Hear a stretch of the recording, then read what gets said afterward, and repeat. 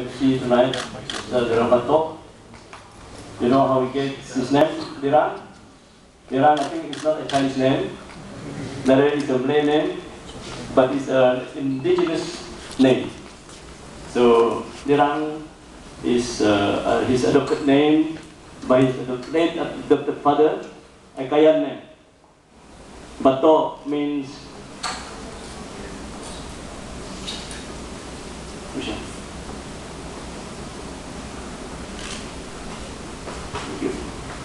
so this is how he got his Dirang Batok's name.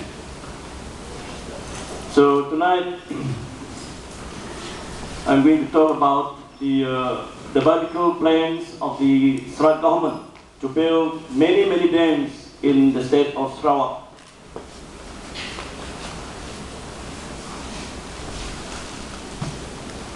By 2020, the state government is planning to build 12 mega dams. We are not talking about small dams, we are talking about mega dams. There is more than, mega dam means here refers to dams that are more than 50 megawatts. Okay? So in Sarawak, the state government is planning to build 12 mega dams.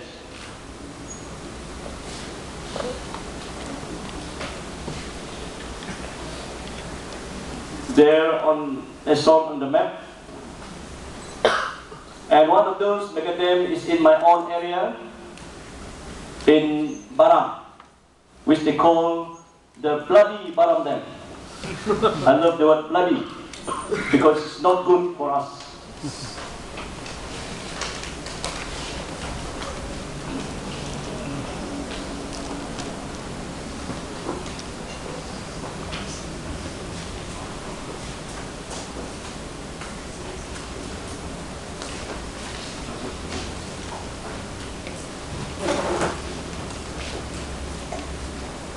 So if you look at these 12 mega dams, here they are, at Ulu Air, Pelagus, Belaga, Balai, Berpe, Lawas, Tutoh, Limbang, Baram, Murum, and at Linau rivers. And they also want to build an extension to the present existing Batang Air Dam.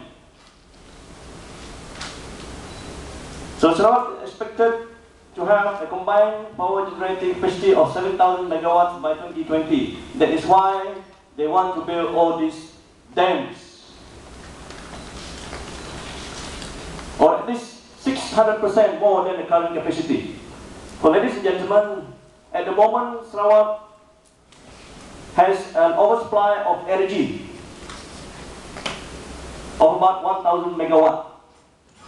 But then the government is still planning to build more dams. So the present dams that we have in the state now are Batang Air. Have you heard of Batang Air? Yes. Which affect more than 1,000 people who have been relocated. And until today, the problems have not been solved, which was built more than 20 years ago. And one of the biggest dams is the Bakun Dam. Have you heard about it? Oh, yeah. Yes. And how many people, since you have heard about it, how many people are affected? How many people? 10,000. Yeah, almost 10,000 people have been relocated at the Asap Resettlement Scheme. And it was built more than 10 years ago. They have been resettled about 13 years ago, and the problems have not been solved until today. And now, the existing dam that are building now is Murum Dam, with a capacity of 944 megawatt, and which will relocate about 1,500 people, the indigenous Penang brothers of ours, and which you have seen in the video earlier, the first part I think. And now they are having a blockade which has run for almost a month now. Have you heard about that? Yes. Yes. Now the police are going to move in.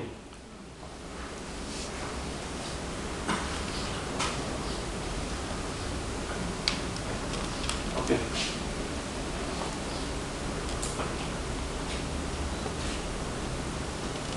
So why does the state government want to build all these mega dams?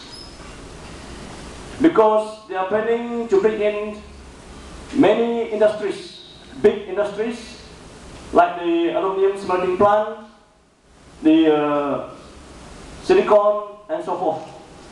But these industries are dirty industries because they affect the environment, they affect the ecosystem, and of course affect the life of the people who are living nearby, and animals, fish, and so forth.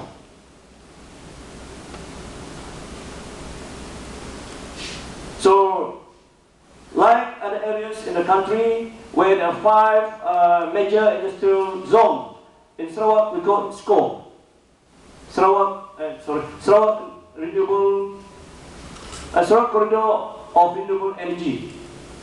So the purpose of building these dams is to supply the energy produced at all these dams to these industries, which I call the dirty industries, because they will affect the environment and everything, as I said earlier.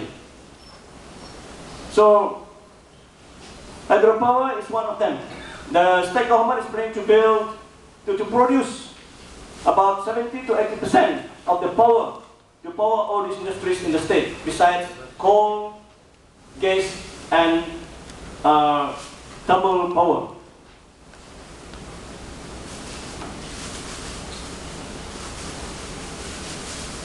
So the main focus is building the dams to produce energy to supply to these industries, but which the people at the area are not to be supplied with. Like at present, the Batang Ai Dam, the energy that is being produced by the Batang Ai is not for the people at Batang Ai. The same with the people who have been located at the Bakun Dam. They are not using the power from Bakun, but the cable fly over to the state main grid. The supply that they have at present at Bakun is from individual gen set. You know, the state government built a big generator for them to supply to this Bakun resettlement, not from these big dams. So these are the industries. Circle Aluminium Smelting Plant, but Rio Tinto has backed off. Precious metal, Bakun Dam, Bakun undersea cable, Morum Dam, zinc electro refinery. So you can see how much money is to be put into all these industries. So much money. And if you look at the Bakun Dam, where do the government get the money? They get it from your EPF. Borrowed more than 5 billion ringgit from EPF to build the Bakun Dam. My friend Peter will speak more on that later on. So I think it's very important. What and who are affected? So I want to talk more on the Baram Dam, because as I said, one of the dams that is going to be built in Sarawak is the Baram Dam, with a capacity of about 1,200 megawatt. And this dam too will not supply the energy to the local people, but to these dirty industries at SCO. And there will be about 20,000 people or more will be affected by this bloody Baram Dam. And there are 26 longhouses will be affected. 26 longhouses of the Kayan, Kenya, Penang. So these are the people who will be affected by this dam. Besides the people affected, all the homes will be drowned, the NCL land will be affected, and of course the gardens, the burial grounds of their loved ones, the churches, the schools will all be drowned. as what happened to those in Bakun and Batangai. So besides the properties belong to the local people, those schools that the government had built costing millions of ringgits will also be drowned. The clinics, the churches will all be drowned by this big barong dam. And the area that will be covered by this dam is about 412 square kilometers. It's almost the size of Bakun. Bakun is the size of Singapore. It's huge. So, people will be displaced.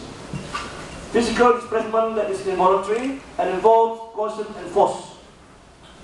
Now in Murum, at the blockade site, people, the poor Penanda are blockading it because they have been left in the dark all these years. Even though the Murum Dam is built almost 70 to 80% now.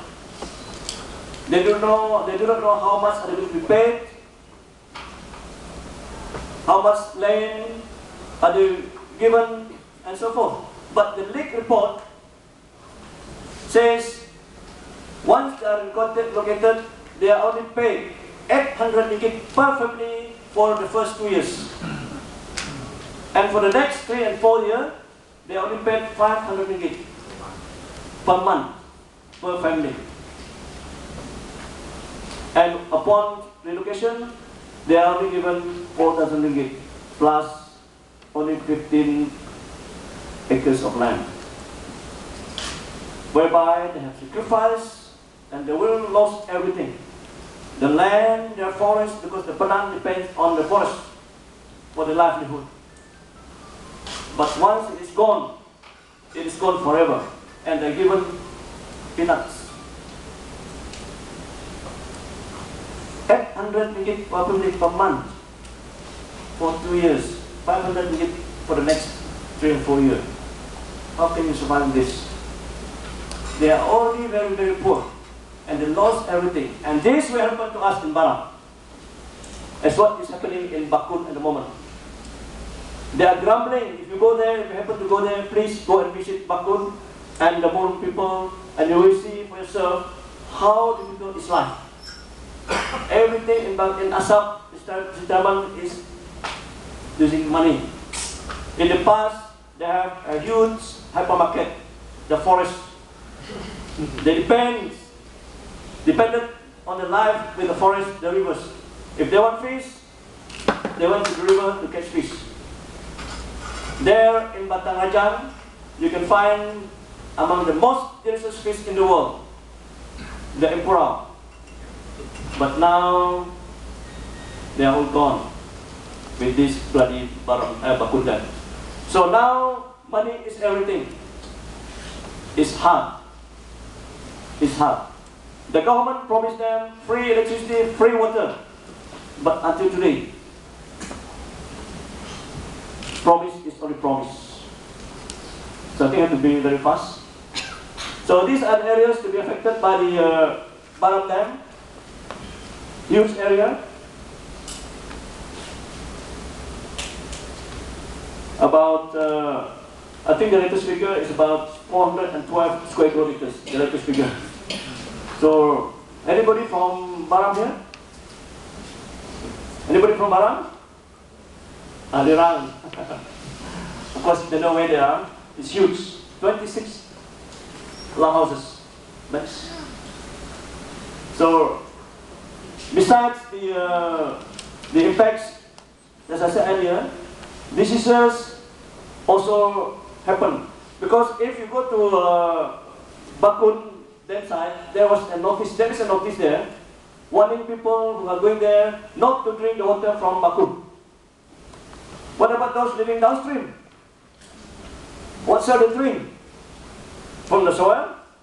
Of course, they have to depend the water from the water from them as it flows down. This is the water to drink. So this is the thing that will happen to those downstream later on, and the water will be, according to the research done all over the world, the water below the dam will decrease by 20 to 30%. And what happens after the water decreases? The volume of the river will be much less, and a lot of things will happen. Erosion, so many things. So, dislocating and dismantling of long-established residential settlement and intensive groups resulting in community disintegration. And this happened in Bakun. This happened. Cultural renovation on historical heritage sites, such as historical shrines and graves, abandoned, breaking links with the past and with the cultural identity. Yes, also happened with Bakun, because this is the experience that we see. The grave drowned, because the local people have very close attachment to the dead. Very, very close. Spiritual, emotional, as if they are still alive. And when this dam comes and drowns these people for the second time, dying, they lost this relationship. So, okay. Next, I think we have, okay. Who will benefit most? Those, the main purpose of the government, of the person, if I can say, want to build this dam is because of business. Of business. Because somebody owns the cement. He owns the factory that manufacture steel. He owns the company, or his relative owns the company that built the road monopoly in Sarawak, from Kuching to Lawas. The same company. And the same person has the power.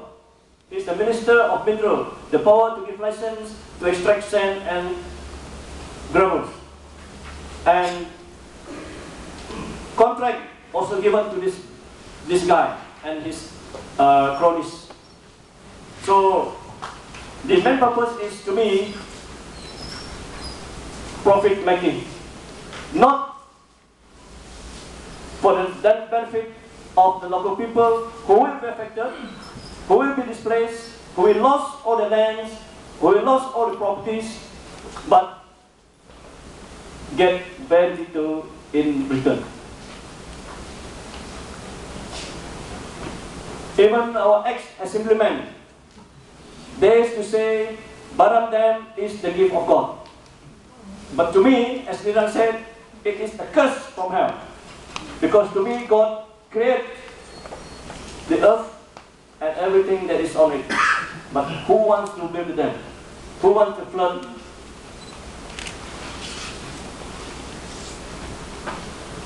So Bakun,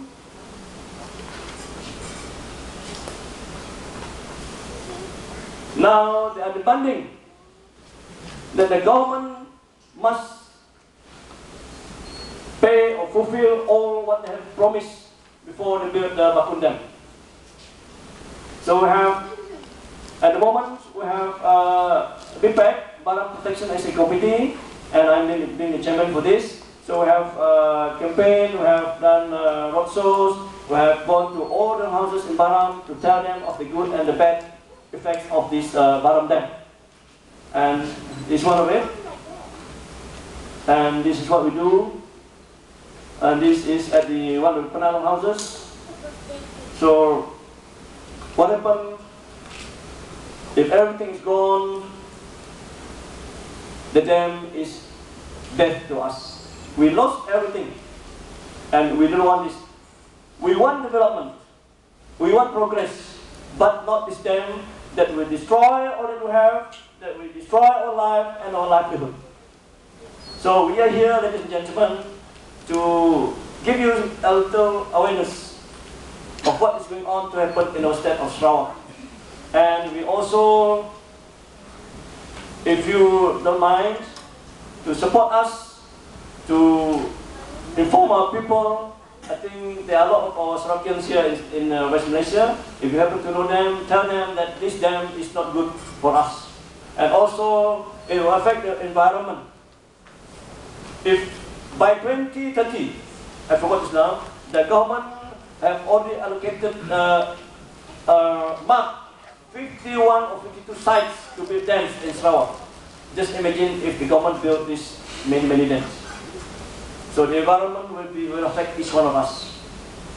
We must think, because the issue of global warming is worldwide, and this dam will affect the environment later on. So not only me, people from Sarawak, but all of us will be affected. Thank you, ladies and gentlemen.